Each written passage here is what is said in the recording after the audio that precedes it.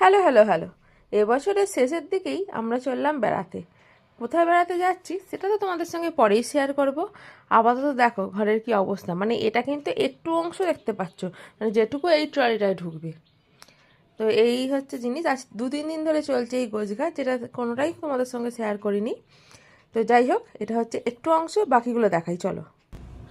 বাকিগুলোর মধ্যে এখানে দেখো একটা বড় ট্রলি ভর্তি হয়েছে, আর এখানে একটা ছোট ট্রলির সঙ্গে একটা হ্যান্ড ব্যাগ।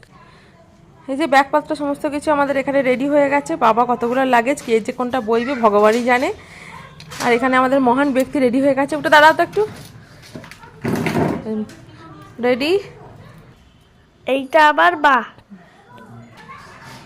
এই ভদ্রলোকও রেডি।